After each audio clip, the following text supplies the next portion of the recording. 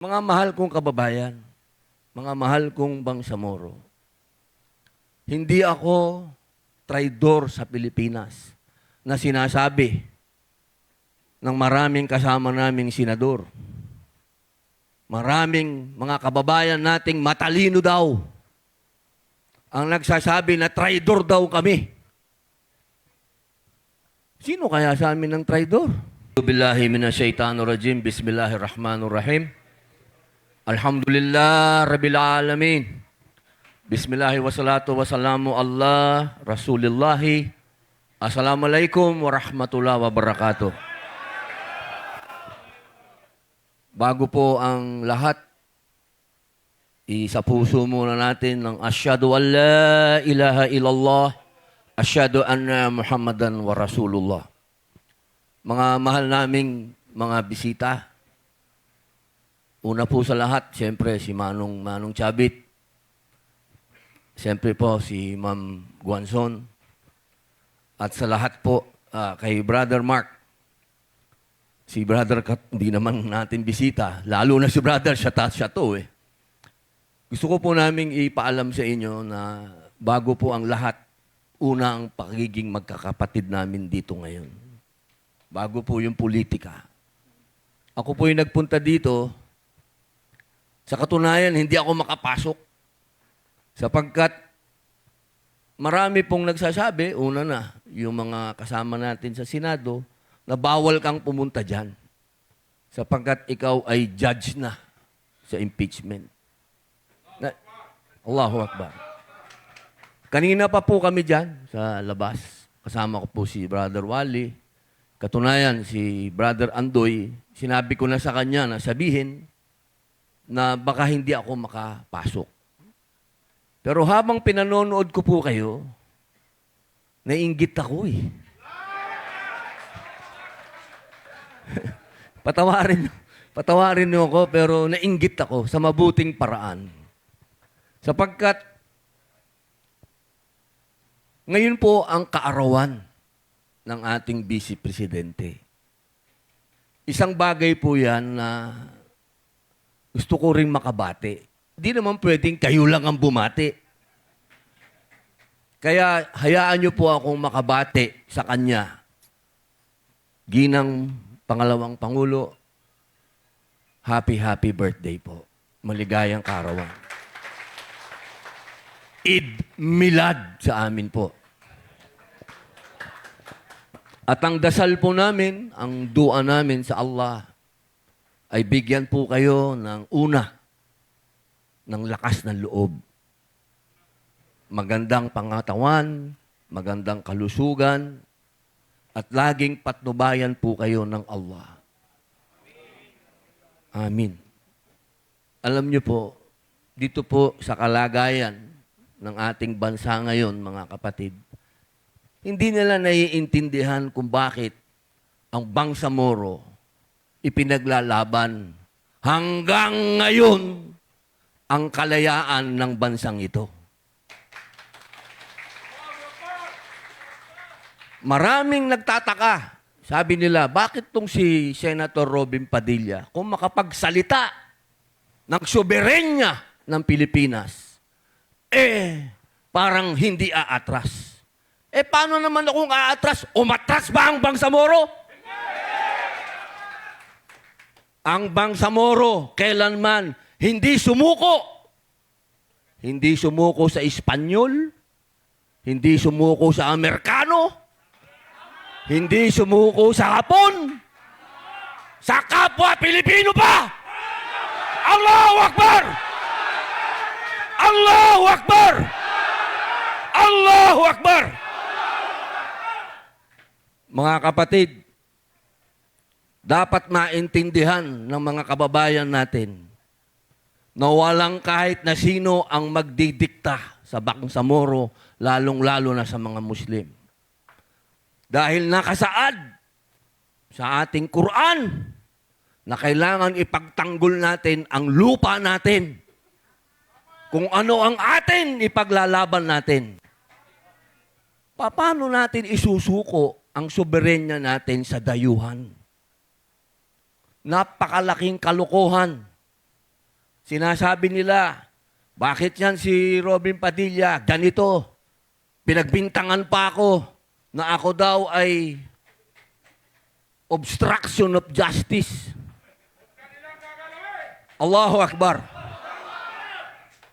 Mahirap bang intindihin na hindi katanggap-tanggap ang warrant of arrest ng dayuhan? Sino ang makakatanggap niyan kung Pilipino ka? Ibig sabihin, traidor ka.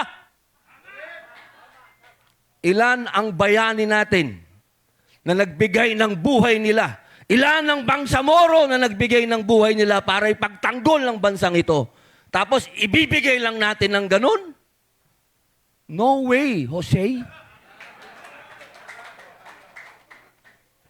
Mga mahal kong kababayan, mga mahal kong Bangsamoro, hindi ako traidor sa Pilipinas na sinasabi ng maraming kasama naming senador.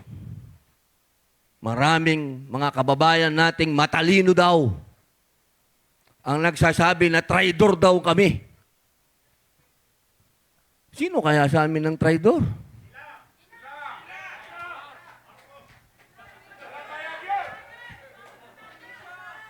Sila na inuutos-utusan ng dayuhan o ako na tumitindig laban sa dayuhan? Mga kapatid ko, yung sinasabi nilang pinalitan daw namin yung majority dati dahil sa impeachment. Parang, eto ba tukang mga ito nagbabasa ng rules ng Senado? Nagbabasa ba itong mga ito ng konstitusyon?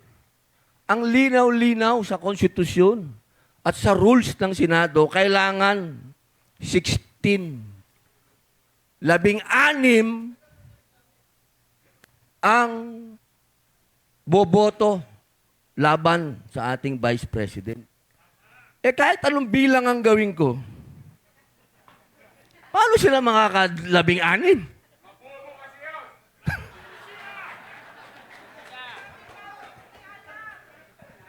Ang totoo, kaya po nagbago ng leadership, hindi dahil sa impeachment. Dahil ang impeachment ho, kapag nakarating sa Senado yan, walang makakapigil, kailangan kaming mag-convene. Ibig sabihin, kailangan kaming magpulong, kailangan kaming maging judge. Kami po ay nagpalit ng leadership para sa Blue Ribbon. Para maumpisahan ang pagdinig sa Blue Ribbon upang malaman po natin talaga kung sino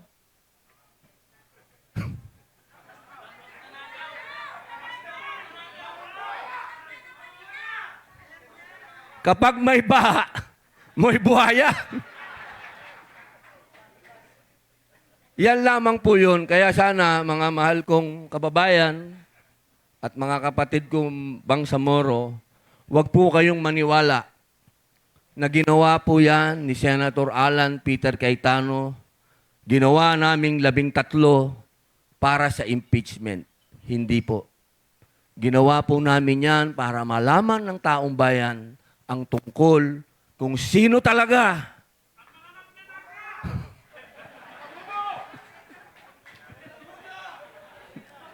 gustong-gusto kong magtuloy yung galit ko, pero pinapatawa niyo ako eh. Kaya sana po, mga mahal kong kapatid, kung gusto natin talagang tulungan ng bayan natin, una, hindi ko naman kailangan ipaalala sa Bangsamoro yan dahil never kayong sumurrender. Never. Allahu Akbar, brother.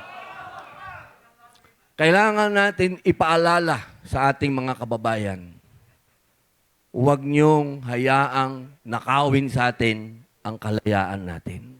Huwag na huwag. Yung soberenya natin, ipaglaban ninyo. Walang sino mang dayuhan ang pwedeng magsabi sa atin o humusga sa atin. Kung gusto tayong husgahan, dapat kapwa nating Pilipino. Huwag dayuhan. Nakakainsulto. Nakakainsulto na hinuhusgahan tayo ng ibang lahi. My goodness, I hate drugs. Hasta la vista, baby. Parang gusto mo na akong paalisin, ha? Bilang panghuli, mga mahal kong kapatid, panghuling salita, marami pa tayong pagkikita. Alam nyo, kasi parang pinapaso ako kasi hindi ko alam, baka pagdating ko bukas sa Senado, banata na naman ako ng rules of court. Oh, nagsalita ka doon, bawal yan. Ang dami nilang pakulo eh. Alam nyo, minsan hindi ko na rin maintindihan. Ito ba mga to nagbabasa o ako lang ang nagbabasa? Hindi ko alam. Ang dami nilang ibinabato sa atin.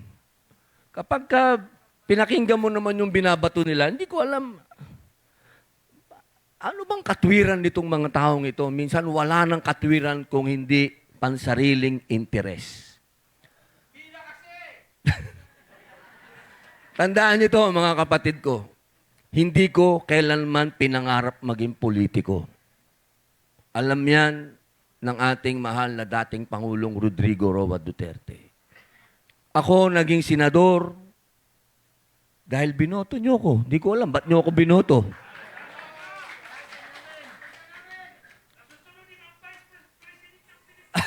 Allahu Akbar.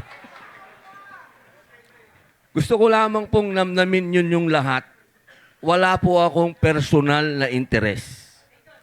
Wala ho akong record ng kahit anong personal na interes.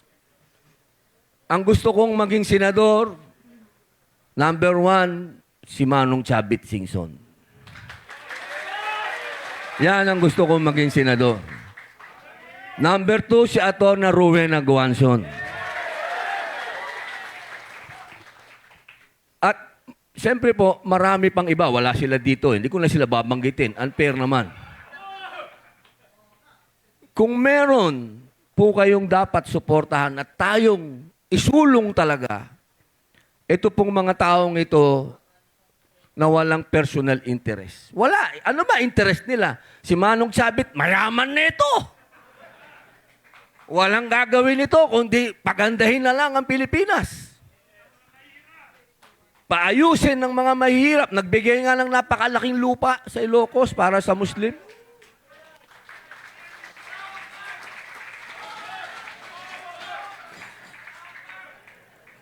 Si Atty. Rowena Guanzon, na laging binabanatan nila, bakit nyo babanatan? Si ma'am, alam nyo, tandaan po ninyo, kung sino ang unang-unang dilaw, ha? Ang unang-unang dilaw ay si Pangulong Duterte. Kaya, pag sinasabi na bago sa atin, si Atty. Rowena Guanzon, walang alam sa kasaysayan yung sinasabi nun. Dahil matagal lang dilaw. Si Atty. Rowena Guanzon, matagal lang dilaw si Digong. Ang tatay ko, dilaw. Ano daw? Hindi na usapin ito kung anong kulay mo eh. Tandaan po ninyo. Ang importante dito sa usapin nating lahat, kung sino yung tunay na walang personal na interes. Kasi pag hinaluan mo yan, kahit ano pang kulay mo, green, pink, ano pa ba, pula, wala lahat yan pag hinaluan mo ng personal na interes. At tandaan po natin, mga mahal kong kapatid, ano ba ang tinuro sa atin ng Propeta Muhammad sallallahu alaihi wasallam? Ang public service, hindi para pagsilbihan ng sarili mo. Ang public service, public nga eh. Pagserbisyuhan mo yung kapwa mo. Kapag nakita ka kayo ng taong yumaman sa pagiging public servant, ibig sabihin yan, hangal at hindi totoo yun. Mga kapatid, kahit hukayin ninyo, bilyonaryo ako. Pero bakit nung wala ang kayamanan ko? Kasi pinamigay ko. Allahu Akbar!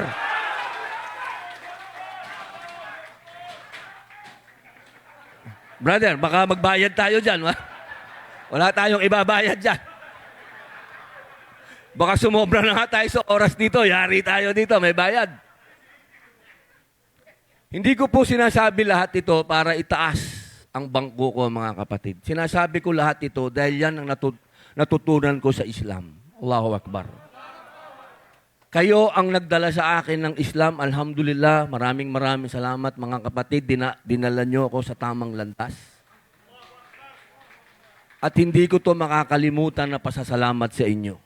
Sana wag tayong tumigil. Ang one bangsa na ang Pilipinas dalin natin sa tamang landas. Allahu Akbar. Assalamualaikum warahmatullahi wabarakatuh.